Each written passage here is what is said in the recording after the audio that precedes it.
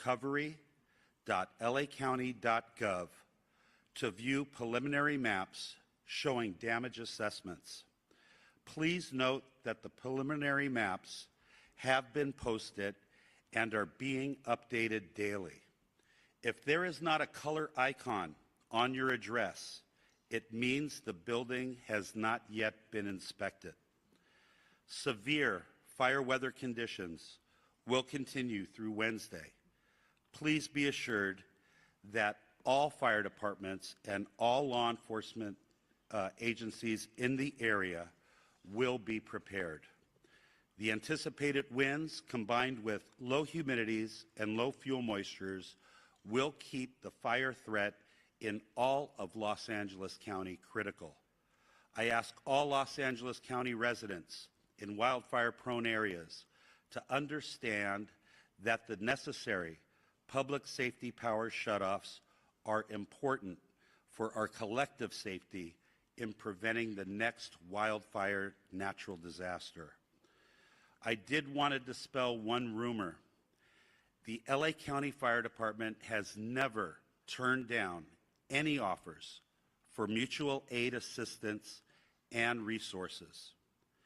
Repopulation will not occur until all areas are safe. Additionally, our CL-415 Super Scooper that was damaged because of a drone incursion is reportedly going to be flying tomorrow morning. It has been repaired, and we're waiting for the FAA to give us approval to fly again. Thank you to Board Chair Supervisor Catherine Barger and Supervisor Lindsay Horvath for your unwavering leadership and continued support throughout this unprecedented disaster. And finally, to all the Los Angeles County residents affected by this catastrophe, please be assured your firefighters continue to work towards full containment of these wildfires from the air and on the ground. We stand alongside each of you as you begin the repopulation of evacuated areas when safe and the rebuilding of your homes, your communities, and your lives. Thank you.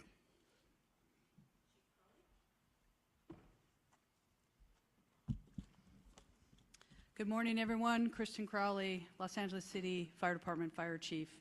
I'll just start off with just a moment to share with everybody out there that's been impacted by these wildland fires that the entire LAFD family, sworn and civilian, our city family, Mayor Bass, city leadership, everybody, our thoughts and hearts and prayers go out to you as we continue to push forward and mitigate this emergency. We understand the impacts, and we're working and will continue to work very, very, very hard for everyone. Another point I want to make is that also we are so very grateful for the firefighters and the first responders that have already arrived and continue to arrive in the Southern California region. We absolutely know that we cannot do this on our own, and we are tremendously appreciative of all of your continued support. As the increasing wind event is upon us as we speak, the Los Angeles City Fire Department has maximized our resource capabilities and response capabilities. All available LAFD resources have been staffed. I have strategically pre-positioned engine strike teams and task forces which are dedicated to rapid response for any new fire that breaks out in the city. In addition, I've directed the Fire Prevention Bureau to augment wildfire patrols in high hazard areas. The Palisades fire. Your LAFD remains committed to this fire, and we have a significant number of engines that have been dedicated to this fire. The crews that are involved, we have crews from up and down the state, outside of the state, have made excellent, excellent work overnight, mopping up flare-ups and hotspots. Their primary focus last night was on the Mandeville Canyon area, and this fire is now at 23,713 acres with 14% containment, with 5,123 personnel assigned to the Palisades incident. Firefighters will continue to work diligently throughout the day to increase containment and prevent further fire spread. Again, I want to focus my comments on the amount of resources that are here in the Palisades, from the first responders all the way up to our incident command teams.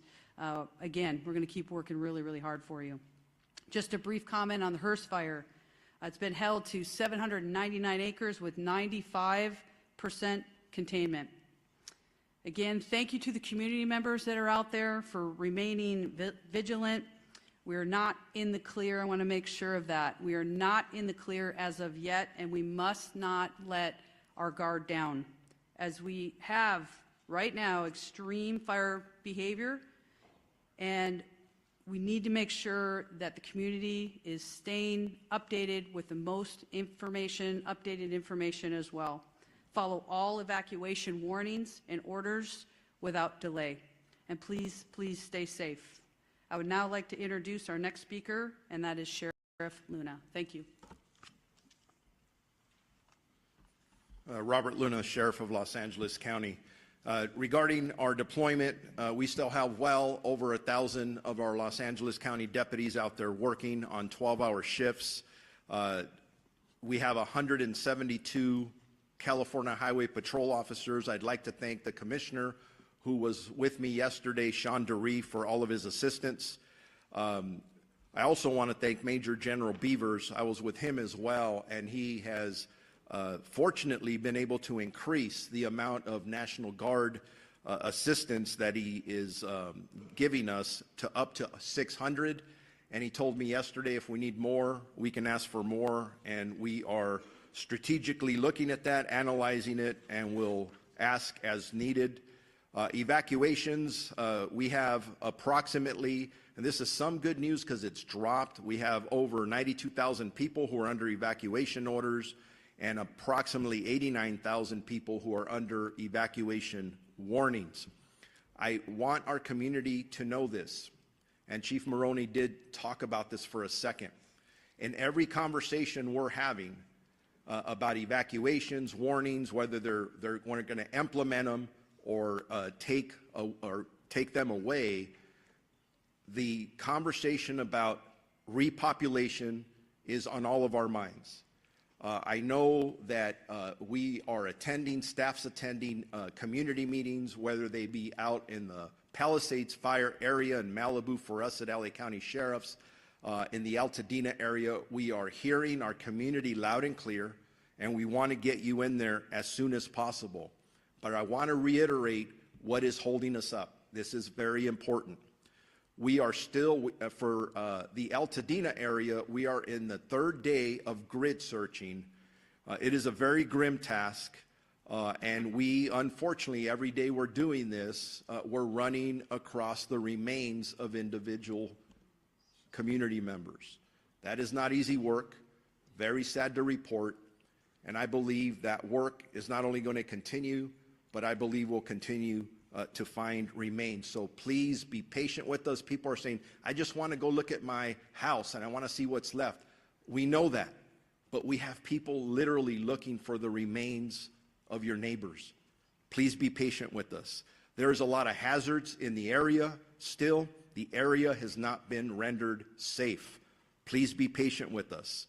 And then we have the potential of crime scenes. And I'm not saying that's what it is. I'm just saying we have to think ahead because we can't go back from that. So please be patient with us. The curfew is still in effect, 6 p.m.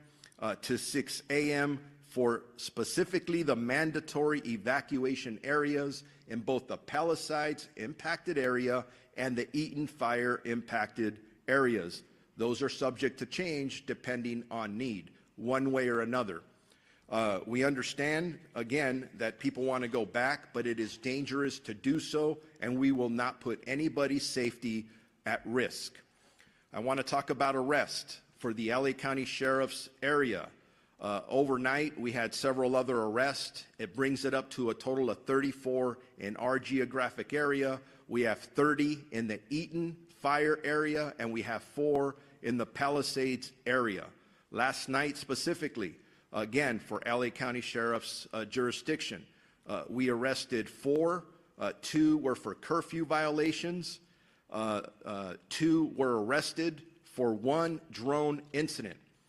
To my knowledge, we have now had 2 specific drone incidents that have resulted in 3 arrests. So as I talk to our community again, if you do not have business in the evacuation areas, do not go there. Please, you're infringing upon the work that our first responders need to attend to. And I do want to say, when I talk about these arrests, I want to clarify not all of them are for burglary or looting or for curfew violations. But it is very important when I say stay out, we are arresting people who are not supposed to be there, who do not live there, who are in possession of narcotics. We've arrested several with guns. And yeah, I'm going to tell you something. If our deputies being very proactive in these areas, stopping people in a constitutional manner as always, making sure that they're supposed to be there, and you have narcotics on you and you have a gun on you, in police work we call that a clue. Something's wrong there. So that's why we're arresting people. Our search and rescue missions, through the 2 days, we have searched 1,874 properties. In regards to deaths, and again, I want to clarify, this is for the Los Angeles County area of responsibility. We have confirmed 21 deaths, 16 in the Eaton Fire area, and 5 in the Palisades area. And sadly, yes, unfortunately, I anticipate the number to go up.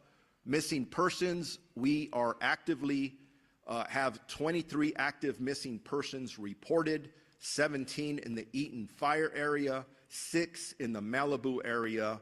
All of them are adults. Thank God there's no juveniles. But if you believe you have somebody who's missing, make sure you report that to us as soon as possible. For any updated information that anybody may have, questions, very important questions regarding evacuation orders or warnings or any road closures, please go to lacounty.gov/emergency for assistance. The American Red Cross is doing an amazing job. Please contact them. And again, for some of the negative things I talk about, there are some amazing stories of community members coming forward to donate items. It's very inspiring. For donations, go to Emergency Network Los Angeles.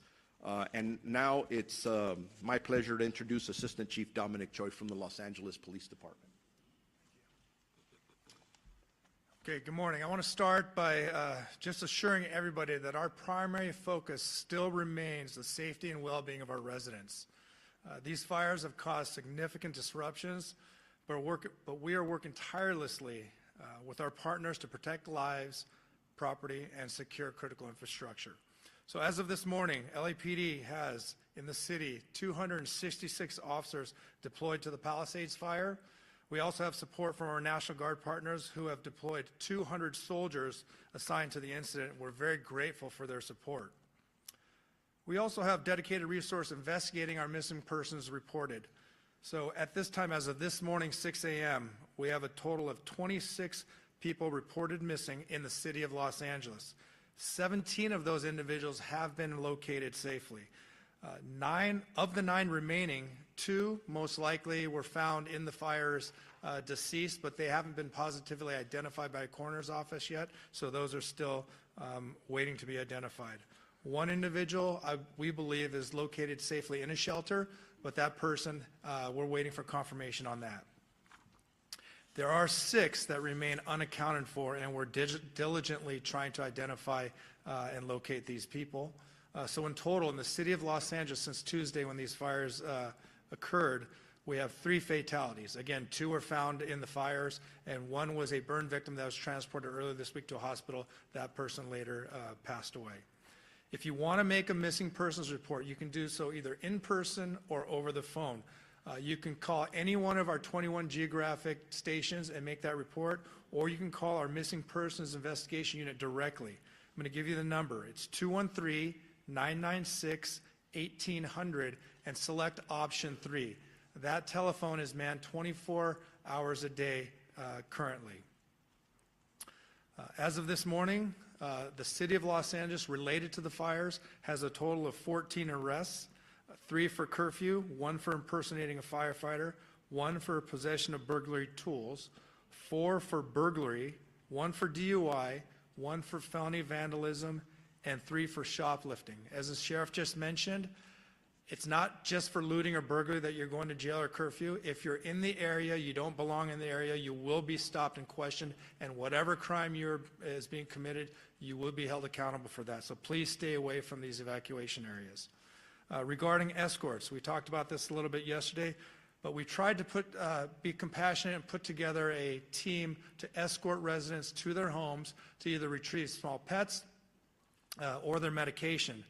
But that line became exceedingly large, and it was causing more problems than solutions. We have halted this escort service for the safety of everyone involved. Currently, we don't have any timeline of when we're going to open up that service, if at all. So please be patient with us. We know you are waiting. If you are still waiting at any of these checkpoints to be let in or escorted, please do not wait there. You will not be let in or allowed to have an escort at this time. Also, another important reason for stopping these escorts is because we have search operations beginning. Over the next 48 hours, we'll be working alongside LAFD Search and Rescue, our ATF partners, as well as the LA County Coroner's Office throughout the burn areas, giving priority to those people that are reported missing in these burn areas. From there, grid search will take place that could result in crime scene preservation and then recovery of remains. We hope that the high volume of resources dedicated to this effort will expedite the process. And as many of you know, the dry conditions and winds increasing, it's possible that evacuation orders may increase. I know overnight we saw some of the evacuation orders turn into warnings, but we can absolutely see some of these areas increase to mandatory evacuations again. So we urge you, please heed these orders. It can save your life. And as we also previously mentioned, identifying the cause of these fires is critically important to all of us. In conjunction with our partners and led by ATF, we have created a Los Angeles Regional Wildlife Investigative Task Force. And while their work is still in the early stages, we're committed to identifying the cause and origin of these fires, and we're also committed to holding anyone who's responsible for these fires accountable. And to further protect the residents of Los Angeles, in the city, our curfew is also still in effect from 6 p.m. to 6 a.m. In short, if you don't belong there, don't be there. In closing, I want to reiterate that our department and all of us standing here this morning are with you. I want to express my deepest gratitude to the firefighters, our fellow law enforcement partners, and volunteers who are putting themselves in harm's way to protect our communities and help people recover. Their bravery and dedication are truly inspirational. We are also grateful for the patience and cooperation of our residents during this difficult time. We know this is not easy. Thank you and be safe. At this time, I'd like to introduce Los Angeles County District Attorney Nathan Hochman.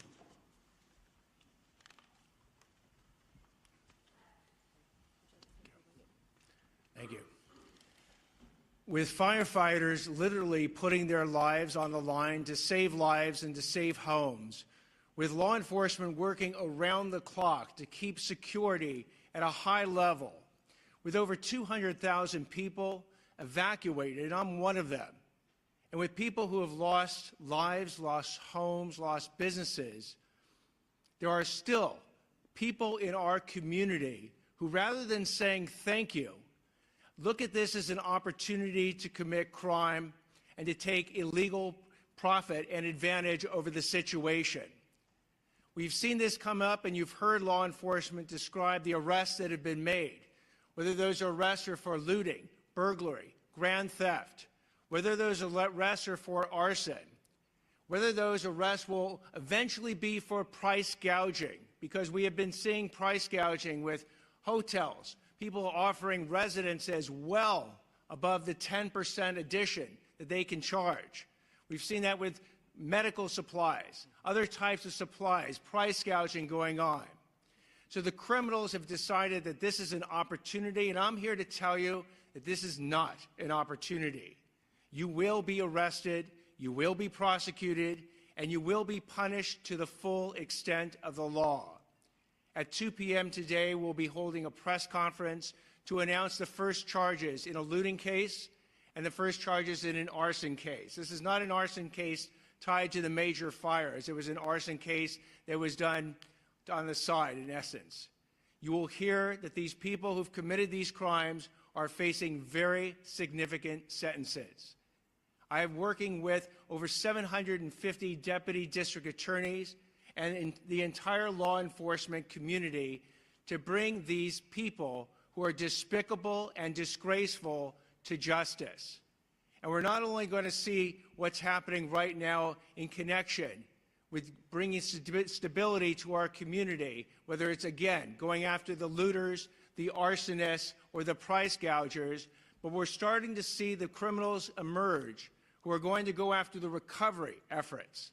These are people who are contacting people and pretending to be GoFundMe operations to help people who have suffered.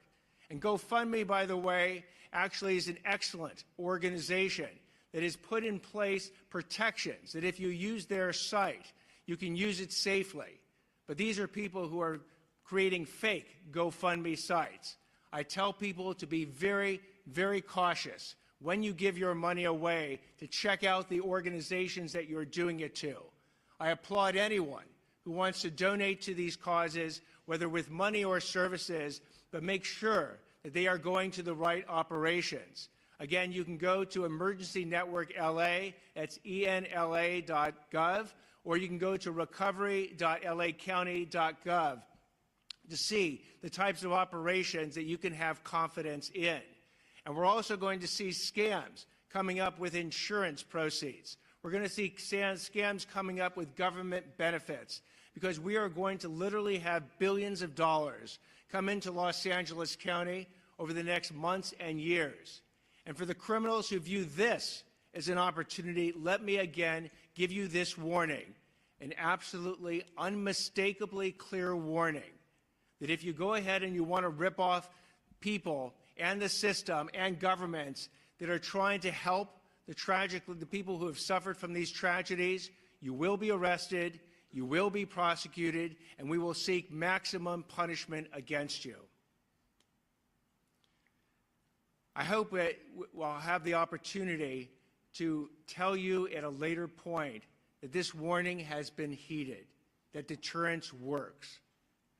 Because if we are going to actually have the stability and the rebuild, it's going to be based on everyone contributing.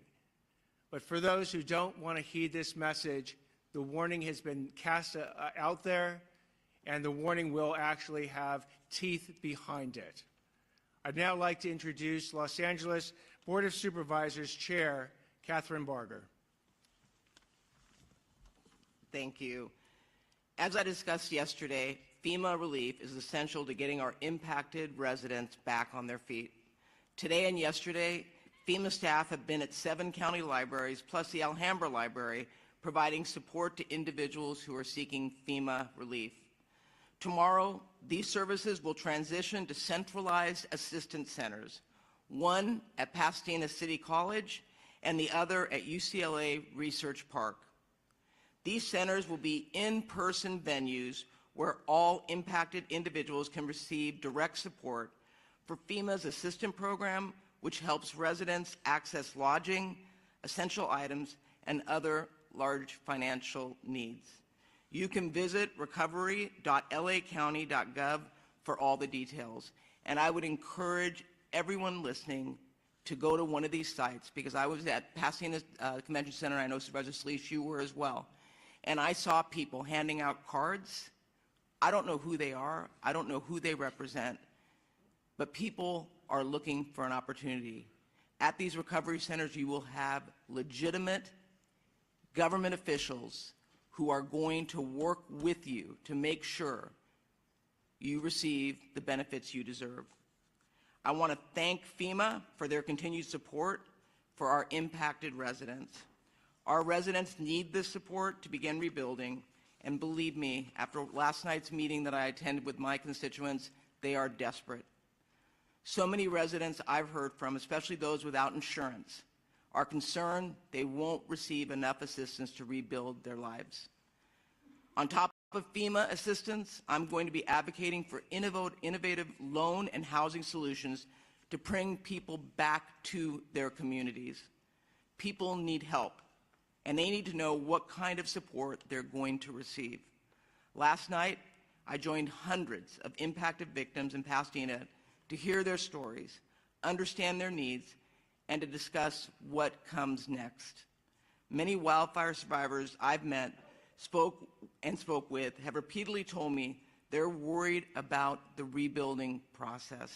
Specifically, many have mentioned that they are eager to begin clearing debris and seeing what valuable possessions survived this devastating fire. I want you to know that yesterday, the governor issued an executive order to streamline this rebuilding process. This executive order is going to make rebuilding homes easier by cutting red tape and make it as affordable and efficient as possible for our residents to clear debris. Yesterday's executive order, along with the previous order to waive the requirement in rebuilding, are two unprecedented actions that will be essential to making our community whole again. I know that our wildfire survivors want nothing more than to begin the rebuilding process, and it is our job in government to get out of the way. Our neighbors deserve nothing less.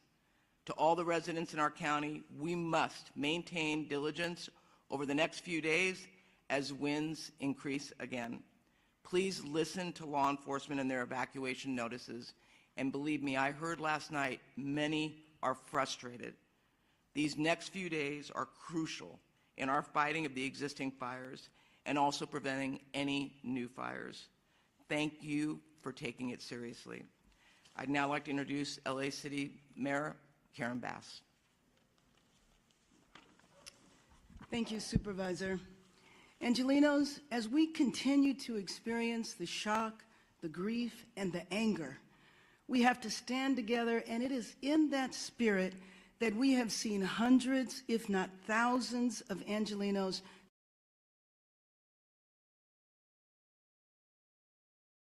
think might help the victims of these fires. As we've mentioned, the National Weather Service is predicting close to hurricane force level winds, and so we're making urgent preparations. My top priority and the priority of everyone else is to do everything we can to protect lives. As these winds approach, LA City firefighters and firefighters from across the county, state, and nation, and even overseas, are in a proactive and strategic posture to save lives. Firefighting resources from LAFD and fire departments from all over are positioned in strategic holding locations. DWP is deploying water tankers to augment water supply for firefighters. The emergency operations centers remain activated at the highest level to rapidly coordinate emergency response. As we prepare for more wind, we're also urgently working to provide people with much needed resources. This week, as Chair Barger said, our city and county will launch in-person local assistance centers that are tailored to those affected by specific fires. These local assistance centers is for Angelenos impacted by the Palisades and Hearst fires, and they will open at the UCLA Research Park, which was formerly known as the West Side Pavilion. It will operate from 9 a.m. to 8 p.m., 7 days a week. These centers will help people who have lost vital records like birth certificates, driver's license, Social Security documentation. They will help people who've lost their homes or businesses apply for disaster relief loans, and they will provide referrals for mental health counseling and other services.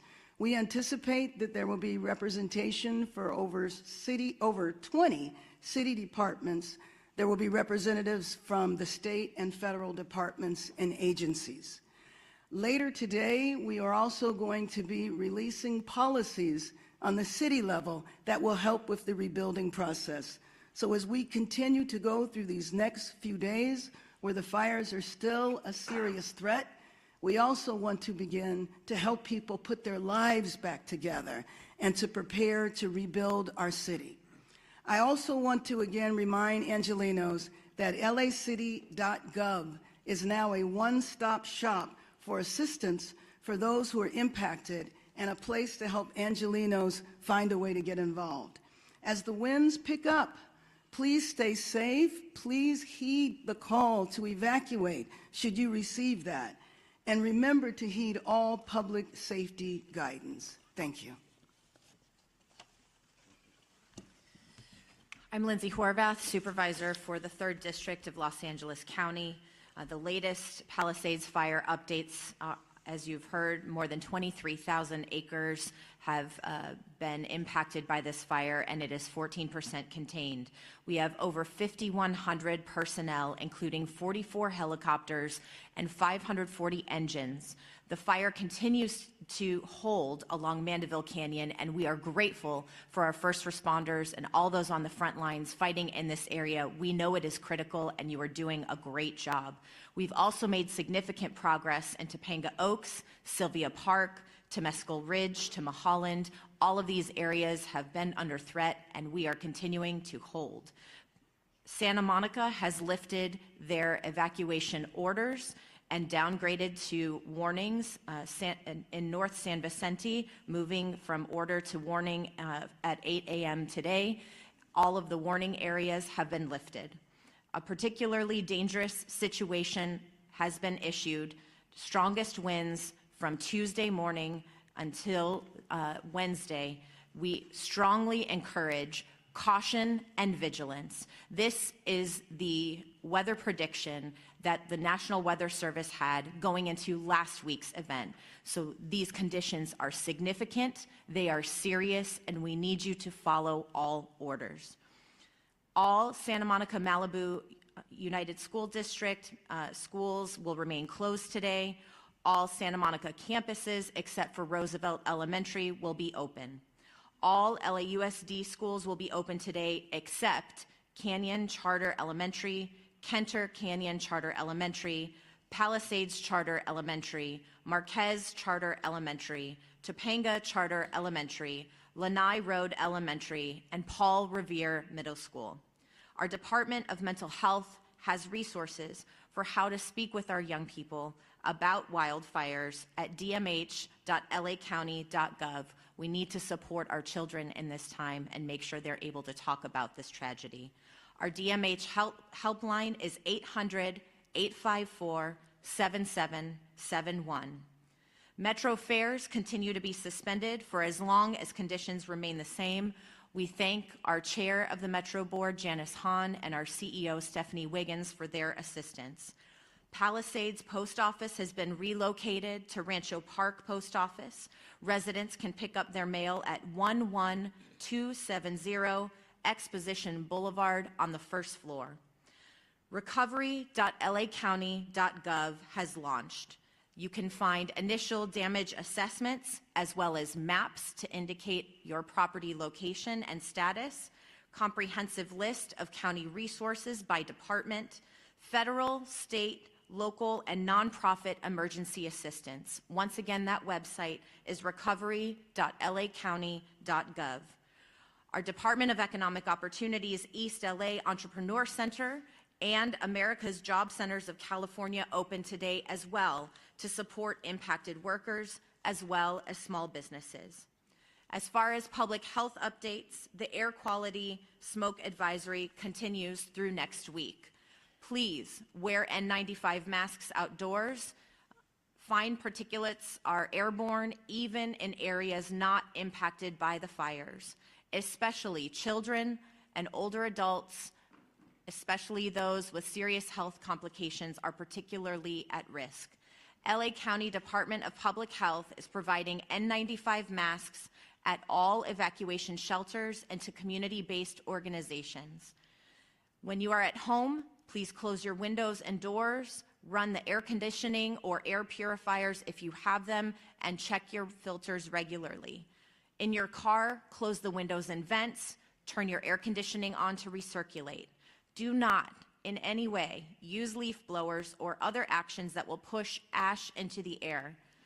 Follow all drinking water advisories, and due to ocean contamination, avoid the following beaches: Malibu Point at Surfrider Beach, Solstice Creek at Dan Blocker County Beach, and Inner Cabrillo Beach in San Pedro. To stay informed about the latest emergency orders, you can go to emergency.lacounty.gov. And I want to once again thank all of those who are on the front lines, keeping us safe through this very difficult time. All of our volunteers who have kicked into action to ensure that our community members are supported. And I also want to thank our governor for an additional executive order in addition to the one that he issued yesterday to expedite debris removal and to reduce the risk of mudslides. As we know, rain is predicted starting next week, and these complicated conditions may only worsen. We thank him for his foresight and his partnership. Helen Chavez, Communications Director for Chair Catherine Barger. Chair Barger recognizes and thanks the following elected representatives for joining us this morning and for their ongoing support during this emergency.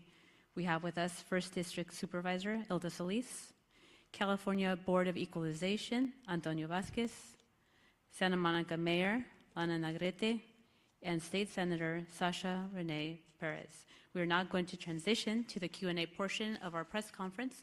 Please raise your hand and wait to be called upon. When you are called upon, please announce your name and the media outlet that you are with. And we're going to go start right here. Fox 11 News. Oh, I'm sorry. I'm so sorry. Okay. Gigi Gracia, Fox 11 News. I have a question about the fire, but I'm going to start with this question. Maybe I'll have a second chance. Assistant Chief Choi, to most families, if not all families who have pets, they are like family to them. Tomorrow will be 7 days that those pets that are inside the houses that survived may be without water and most likely without food, which would put that in an extremely critical condition that could lead to death if it hasn't already. Is there nothing that can be done for those folks that are telling us they are desperate, they just want to go in, get their pet, and go right out? They don't want to look at the house, they want to get their animals out. The fire broke out at 10:30 Tuesday morning. Many folks were at work already and have not been able to get back. Yes, I can tell you my comments were specific to escorting that resident or those residents back to their house to do such things.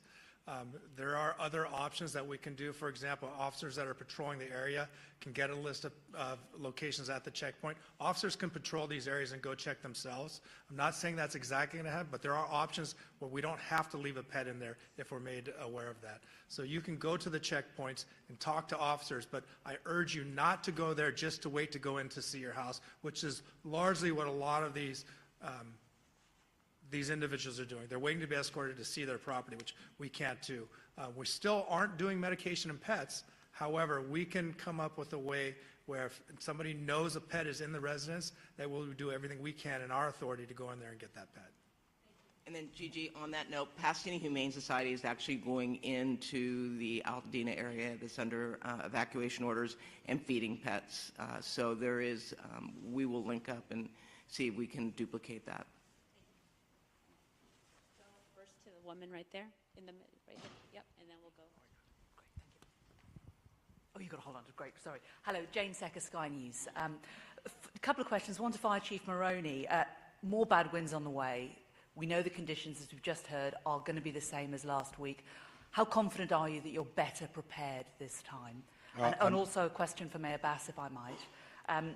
Our correspondent David Blevins asked you last week if you owe the people of Los Angeles an apology for cutting the fire budget. You didn't respond to him then. Would you like to respond to us now? So for the fire question, thank you. We're absolutely better prepared for this coming PDS, the severe fire weather event. You've heard the statistics, number of personnel assigned to the incidents, over 5,000 firefighters assigned to the Palisades fire, over 3,000 firefighters assigned to the Eaton fire. The state, under the leadership of Governor Newsom, has set up a mobilization center in Banning where we have resources staged that can come into LA County to assist with a new fire start or the expansion of one of our existing fires. We also have numerous aircraft, local government aircraft, helicopters, we have water bombers, we have retardant fixed-wing aircraft from the state and federal government, we have military aircraft. So we've not only augmented the ground resources, but also the air resources. I think that we're very well prepared for the next event, but that's never going to be, we're never sure that we're going to be able to catch the next fire and keep it small. They said 70-mile-an-hour winds. It's going to be very difficult to contain that fire. That's why we ask all residents in a brush-prone area to be prepared to evacuate if you get the evacuation order and start those preparations before the evacuation warning comes. Thank you. There was a two-part question to that, correct? My focus is on us being prepared as a city for tomorrow. As you began, we could face another very difficult situation for thousands of Angelenos. When we are past this period, there will be an evaluation of everything that went on. And at that point in time, we will see there is not agreement as to whether or not the budget was cut. All of those issues will be resolved when we are clear that Angelenos are safe and we are ready to rebuild our city. Thank you. Thank you. We're going to go right here in the middle. Next. Jonathan Bigliotti, CBS News for Mayor Bass, please. Last week, many people were working and could not get back in time to properly evacuate. As we've discussed in this room, there were pet care issues, health care issues, child care issues. Now ahead of this latest event, you have businesses that are proactively closing, essentially treating this event like it was a hurricane or a blizzard. If they are taking those steps, why are you not implementing broader closures right now to keep your constituents safe? We are doing everything we can to keep Angelenos safe. If there is a need for closures, that will be done. But right now, we are in preparation for tomorrow. Thank you. Is this the day, though, to treat this like it is a hurricane or a blizzard? Absolutely it is, which is why you see everybody here standing united, prepared and ready to address what, if hopefully we won't experience, but we are ready, we are prepared, and we will continue to do everything we can to keep Angelenos safe. Thank you. But now this is important because this is the fourth time we've had these dire warnings. Each previous time there has been loss. So this is a critical time to make those decisions. In hurricanes and blizzards, like I've discussed, people stay at home. Businesses are closed. People can then prepare to evacuate so there aren't pets left in their homes. There aren't children with daycare providers. They're scrambling. They scrambled last week. There are pets. So the question is, what are you doing to make sure that that doesn't happen today? I've answered your question. Okay, we're moving on over here in the back right there. Hi, Morgan Windsor for ABC News. I have two questions, one for fire officials regarding the status of the investigation on the Eaton fire, and then a second for perhaps the district attorney on price gouging. The first question, I'm wondering if officials are honing in on the transmission towers owned by Edison in the area of the Eaton fire as a possible source of ignition. Yeah, thank you for your question. I'm going to turn that over to the LA County Sheriff. The cause of the fire is still under investigation. The sheriff might have an update for you. If it is arson and not the transmission tower, then that would be a crime. I'd like the sheriff to speak to that. Simple answer to that is yes. We're looking at everything. We have a team that is obviously focused on the response as we prepare for any event, and then the investigation, not only into the recovery of the remains and the issues surrounding that, but anything that would have caused any of the fires anywhere in our jurisdiction. I think the chief or the assistant chief from LA talked about a task force. We're on that as well. We're working together, and we expect to find answers. Okay, I saw a hand right here in the blue jacket. Hi, good morning. Lauren Coronado with NBC4 News. This is for Chief Crowley. You mentioned wildfire patrols in high-risk areas.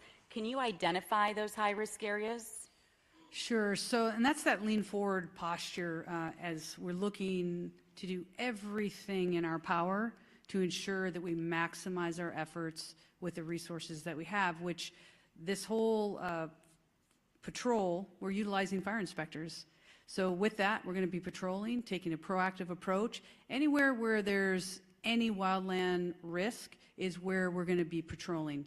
It's just extra set of eyes, ears. We can also help the community with questions, and that's really important. The community also knows that the city, the fire department is leaning forward. We're utilizing the resources that we have. So to answer your question very specifically, it's anywhere where it's in the wildland area. That's where we're going to be putting our patrols out. Thank you. Thank you very much. I have one more question. Sorry, I should have asked right off the bat. For any fire official, I understand there's better air resources this time around, military equipped. With these high winds, I know a big issue is that they weren't able to be utilized because of the high winds. When we're talking military equipped, does that change things? Can you do those aerial attacks with these kind of aircraft? It's not going to change it. So we still have wind cutoff speeds for fixed-wing retardant tankers, water bombers, and helicopters. The helicopters that we have at LA County Fire are military helicopters. They're patterned after the Black Hawk. And still we do have wind cutoff speeds, not only for the safety of the helicopter, but what happens as the wind speeds increase, the effectiveness of the water drops or retardant drops is affected. And the minute that aerial firefighting resources are no longer efficient or effective or safe, we have to ground them. That's the unfortunate truth, but we do have a lot of people on the ground that can still fight the fire. You saw our firefighters, 100-mile-an-hour winds, Eaton Canyon and Altadena that kept fighting the fire even in those strong winds. Thank you. Thank you. We're going to go over here, and then we'll go over here. Thank you.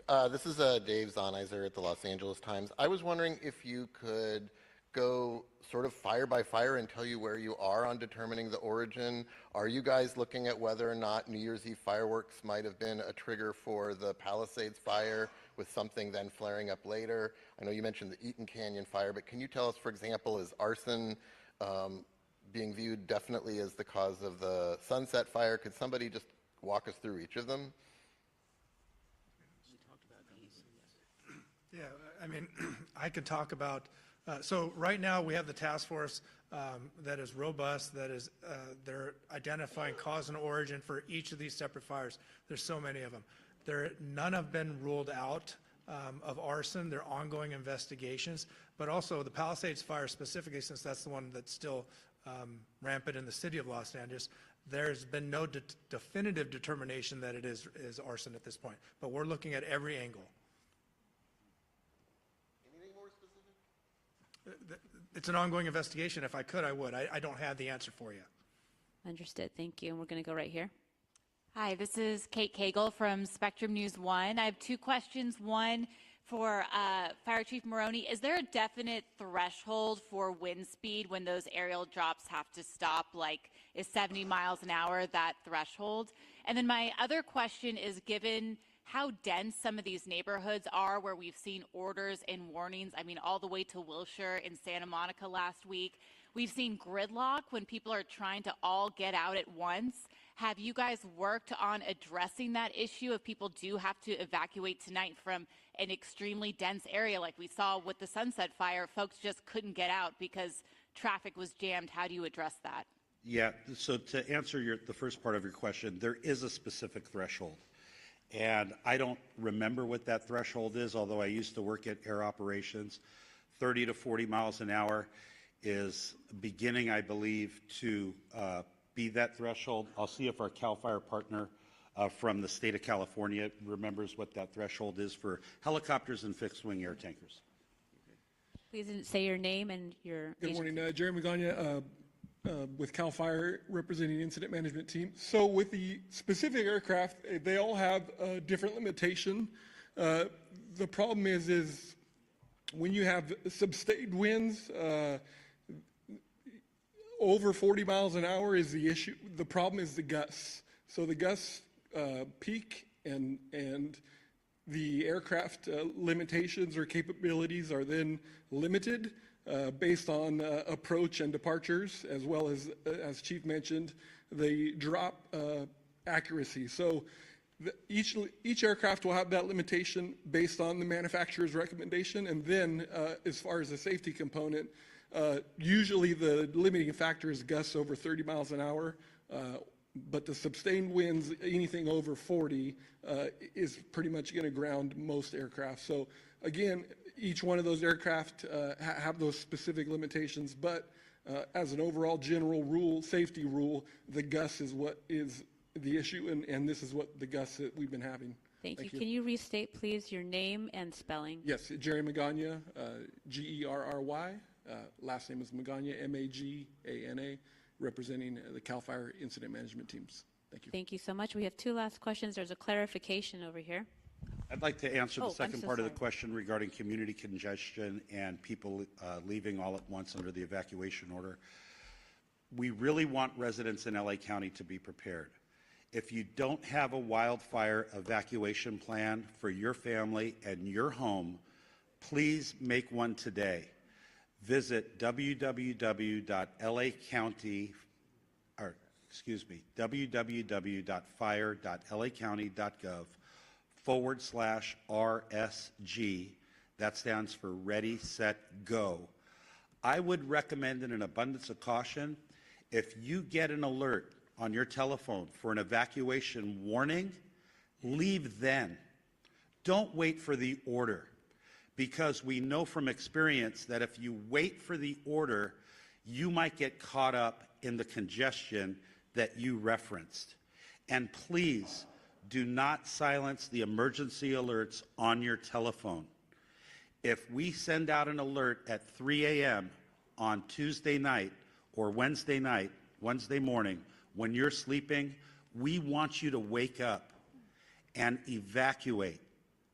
We know we had some issues earlier, but please do not turn off those wireless emergency alerts on your telephone.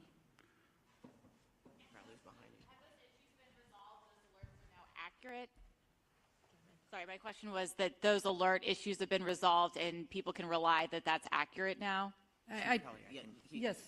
I just think it's very important that Chief Maroney and I stand together and have the exact same message, which is the Ready, Set, Go piece is Ready, Set, Go. The community needs to also understand you don't have to wait for the order. Knowing what we know and what we saw, if you're in any of these particular areas, that lean forward posture, we keep talking about it. We saw the impacts, extreme impacts of the winds when what happened in Palisades. Our professional advice to anybody out there is to make sure you're ready, to make sure you have a plan. We talk about the pets, we talk about the medications, put your plan together, be ready, and you do not have to wait. You do not have to wait for the order. And I think it's really, really important that everybody hears what Chief Maroney and I are saying. And in fact, the rest of the region, the rest of the fire chiefs are saying the same thing. Thank you. And Kevin, you were going to address the WE alert issues? Kevin McGowan, Director with the LA County Office of Emergency Management. In partnership with the state, we have the wireless emergency alert system ready to go with a state partnership. Thank you. And we are at time. We will have one-on-one interviews. If you have any unresolved or unanswered questions, please approach to the front and we will connect you to the appropriate speaker. Thank you for today.